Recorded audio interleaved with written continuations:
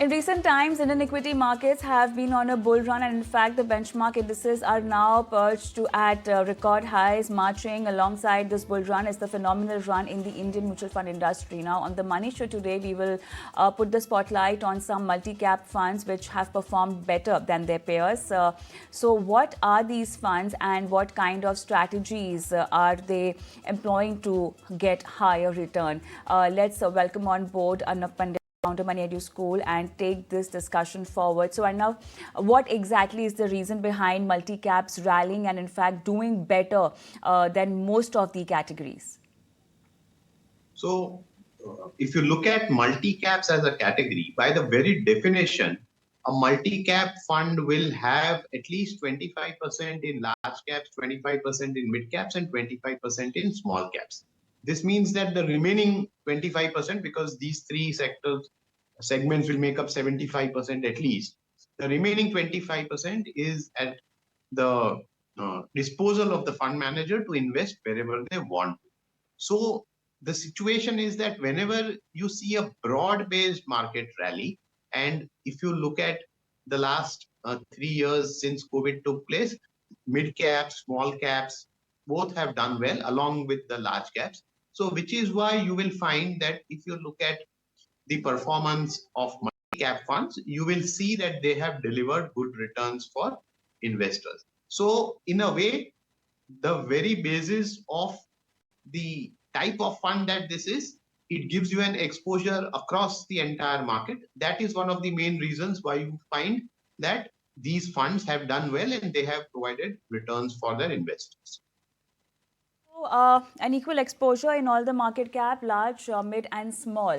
Let's also talk about specific funds which have outperformed the rest of the categories and the reason, and in fact what's been the strategy for these funds. So the first one on your radar is Nippon Multicap. Yes, if you look at it, the Nippon Multicap fund is actually the largest fund in this particular category by assets, because it has nearly 16,000 crores of assets under management. See, while we discuss multi-cap, one more thing has to be kept in mind, that earlier there was a singular category where there was no flexi cap category. So all funds were multi-cap funds. Then SEBI came out with the regulations wherein the details were changed and a new category called flexi cap was constructed. When that happened, various fund houses had two choices. Either they convert their existing multi-cap fund into a flexi-cap fund, or they continue with their existing multi-cap fund. So this point also has to be kept in mind.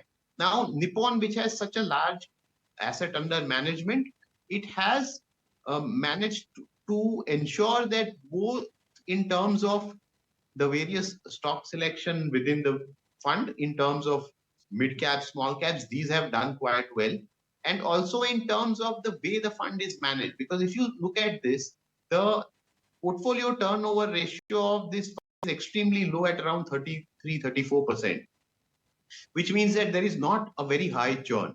And if you look at it, that where is a large part of the money within the fund going, then large caps are around 45% of the overall portfolio. So you can see that the extra amount percentage, about 25%, a large part of it is going to large caps, but within the mid and small cap category also, the stock selection has been such that the fund has done well.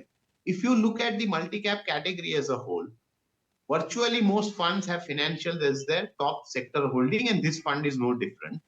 The second major sector within this fund is services. And you can see that because of its large size, the fund has nearly 96 holdings within its portfolio. So if you look at the strategy of the two fund managers, it is very clear that minimize risk, ensure that even within the mid and the small cap category, there is a proper spread out of the investments, because even overall, there is no holding in the fund which crosses 5%. So in that sense also risk is minimized, and a slightly bias towards large cap has ensured that stability along with steady returns. This has been the situation for this particular fund. So, just to give you another point of view, the AUM of this particular category has jumped 12%. Now, for an industry, it's gone up. It's gone beyond 74,000 crore as of May end, and that's definitely on the back of sharp rally that we've seen in the market. And talking about the Nippon India Multicap Fund, I think in last 3 years, it's given return for up to 39%. So that's massive, and it's obviously on the back of a strong stock selection that the kind of performance we are witnessing. But the second one you want to talk about is maybe Mahindra Manulife Multicap Fund, which in 5 years has given somewhere around 18%, and in last 3 years the return figure is somewhere around 32%. Again, a very strong number. Yes, the numbers are pretty strong, and you will see this kind of strong number across the entire category because most of the funds are within a small range of returns.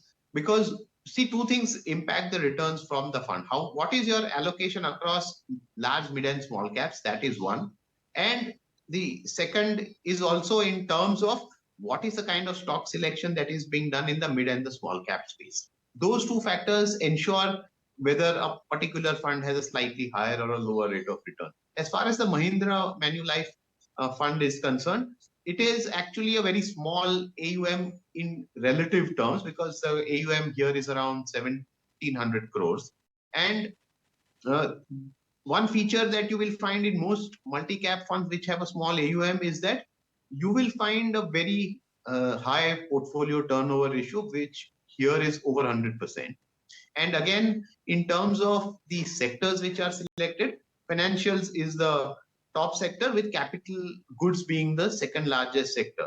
So this fund, for example, is not, it takes a few higher exposure in terms of holdings, because unlike most other funds, the top holding in the fund has an exposure of 7%, followed by the next few holdings which are around 5%. So in that sense, there is the fund managers here are willing to take a slightly bigger bet on a few of the holdings because they have maintained it at these kind of levels. But what is also important is that because of the kind of asset base that it has, the fund has actually decided to give an equal kind of weightage to both large and mid caps. So this is it is relying on the fact that both large and mid caps have the potential to deliver, and which is forms the basis of its strategy. And this, along with again this kind of stocks which have selected, and the rally in the mid and the small caps has been responsible for the returns which the fund has been able to generate. Exactly. Also, the other name in the list is BNP Multicap Fund, which has again given 16 and 14% return in 3 and 5 years' time. But then what's been the highlight and a specific sector involvement in this particular fund?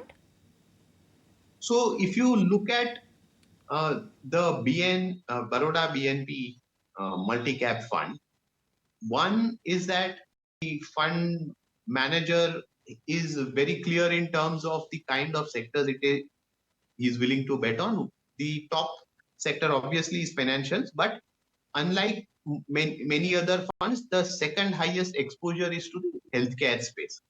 The third major thing is that the fund manager is also high in terms of exposure on large caps, but similar kind of exposure is also coming in terms of mid caps. So again, the reliance here is on the kind of mid cap stock selection as well as the large caps to provide stability in the portfolio. And what you can see over a period of time is that there are also quite a few bit of changes in terms of holdings, because even here the portfolio turnover ratio is around 80%. So this also needs to be taken into consideration. And this is a feature because see, when your assets, again here the assets are around 1,700 crores. When your assets are less, you are receiving inflows, outflows, and you are managing the portfolio. the tendency is that you will have to see a slightly higher portfolio turnover ratio. But again, here the distinguishing factor is that the healthcare sector has a slightly larger exposure.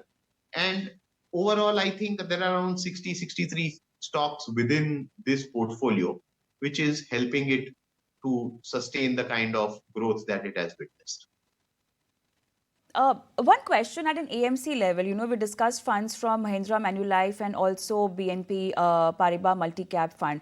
The other funds are from bigger AMCs. We've seen Nippon India Multicap, Sundaram also performing, Invesco also. As compared to these big fund houses, few schemes from small fund houses have really managed to get good returns for their investors. What is the reason behind it? And are these big AMCs, trying to overshadow the smaller AMCs and maybe even the fund performances which investors might not know about? So if you look at the size of the AMCs, what is also important is also the kind of processes that they have in place in terms of the various stock selection. Because unlike an individual fund, here it is like a team performance. Because of multi-cap fund, if it has to do well, then the selection of stocks within all the three types of market caps have to do well.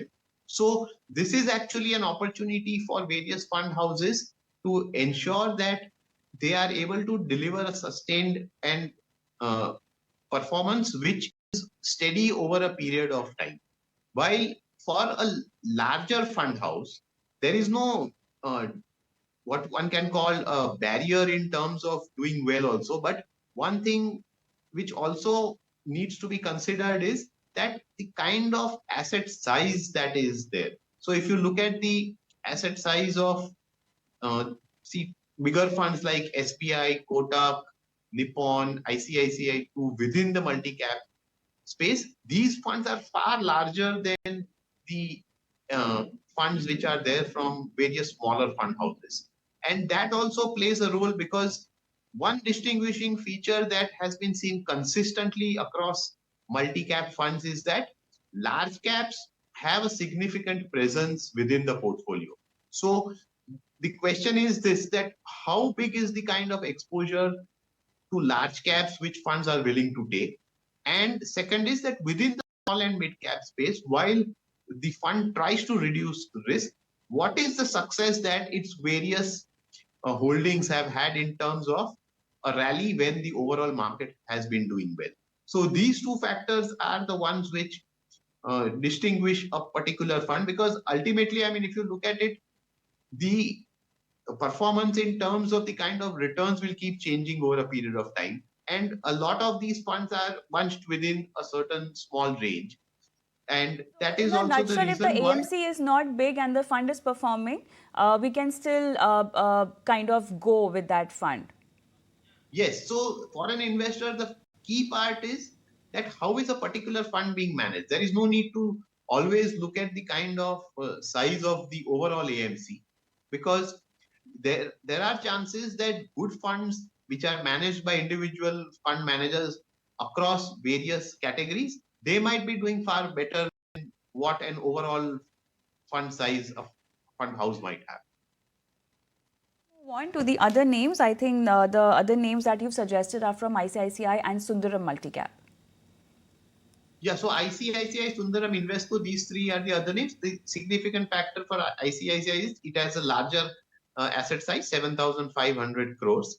And here, if you look at it, the kind of exposure that has is that again they have bet on large and mid caps to be slightly higher in terms of exposure. They have not been very aggressive, because if you see the top holding is 6%, but then the remaining holdings come in the 3% odd range, which means that there is a quite a spread out in terms of the holdings. And as far as Sundaram Mutual Fund is concerned, they have bet more on large caps to give stability and returns within their scheme.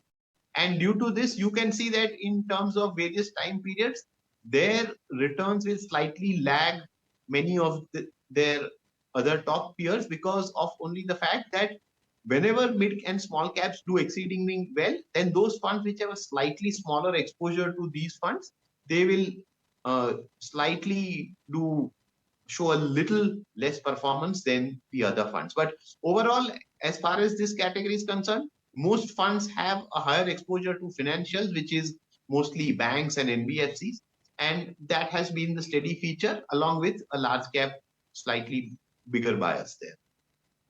We've explained the viewers the reason behind this kind of performance and return, but then does this also mean that you should be having a multi-cap in your portfolio just on the base of the kind of returns and the performance these funds have shown, or you have to really think and analyze the kind of diversification that's needed in your portfolio first? No, so if you look at it, multi-cap gives you an exposure across all three market capitalizations. If an investor already has a large cap, a mid and a small cap fund in their portfolio, this kind of fund is not required. This fund is mainly for those investors who are maybe new to this investing world, and they are not able to make a selection in terms of what is the kind of exposure I want to give to these market caps.